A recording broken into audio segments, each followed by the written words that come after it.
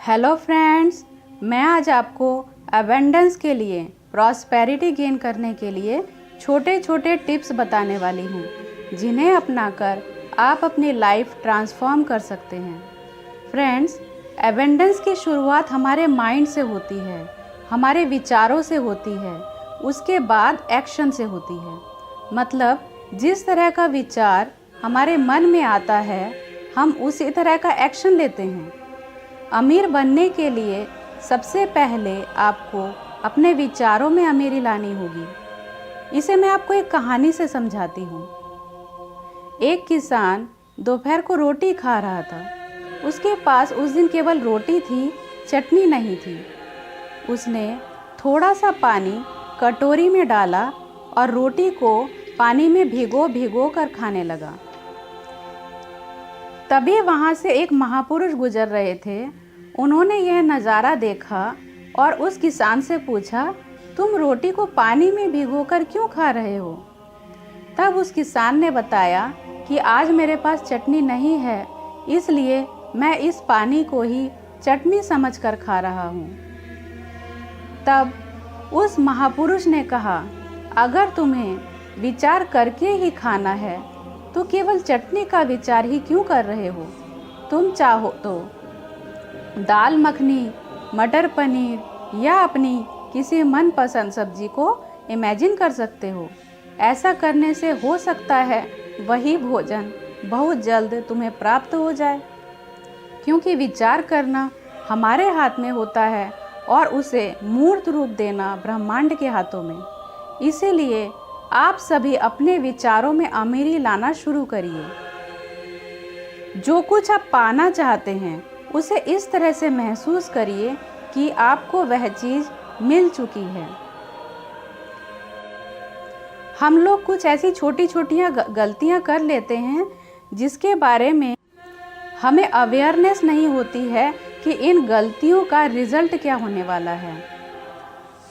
बहुत सी महिलाएं होती हैं जो सभी को खाना खिलाने के बाद बचा कुचा या बासी खाना स्वयं खाने लगती है। ऐसा करने से बचना चाहिए। यदि आपके घर में कोई कप या कोई बर्तन क्रैक है या थोड़ा सा भी टूटा हुआ है, ऐसे बर्तनों को तुरंत घर से बाहर कर देना चाहिए। कुछ महिलाओं को मैंने देखा है, वो परिवार के सभी सदस्यों को अच्छे बर्तनों में खाना देती हैं, लेकिन अपने लिए सबसे बेकार या छोटे बर्तन में खाना लेकर जैसे तैसे निगल जाती है। ऐसा करने से फ्रस्ट्रेशन बढ़ती है और फ्रस्ट्रेशन कई बीमारियों को दावत देती है। अगर आप कटे हुए, फटे हुए या जो आपके अंडरगारमेंट्स है वो भी अगर आप फटे हुए इस्तेमाल करते हैं तो आप दरिद्रता को दावत देते हैं। आपको ये बातें बहुत छोटी छोटी लगती होंगी, लेकिन कहीं ना कहीं इन छोटी छोटी आदतों पर ही हमारा पूरा भविष्य निर्मित होता है। क्योंकि कहीं ना कहीं हमारे सबकॉन्शियस माइंड में ये मैसेज आता है कि आप दरिद्र हैं, इसीलिए फटे हुए कपड़े पहन रहे हैं, या जो घर में जो वस्तु टूटी हुई रखी है वो दरिद्रता की वजह से ही है। क्योंकि अगर आप अमीर होते, जो लोग अमीर होते हैं उनके घर में कभी भी आप टूटे हुए बर्तन नहीं देखेंगे। इसलिए इन छोटे छोटे टिप्स को आप अपनाना शुरू करिए। जैसे कि साल में एक बार अपने टॉयलेट का मग ज़रूर बदल दीजिए, और आपके बाथरूम में टूटी हुई बाल्टी या टूटा हुआ मग नहीं होना चाहिए। जो भी कबाड़ी आपने अपने घर में जमा करके रखी है उसे समय समय पर निकाल बाहर करिए।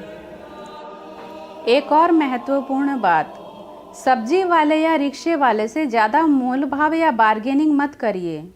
5 रुपये या 10 रुपये बचाने से आप बहुत ज़्यादा बचत नहीं कर पाएंगे, किंतु 5 या 10 रुपये किसी गरीब या रिक्शे वाले को ज़्यादा देने से उसकी ब्लेसिंग्स कई गुना मल्टीप्लाई होकर आपको मिलने लगती है। और किसी बुराई या क्रिटिसाइज़ करने से बचिए।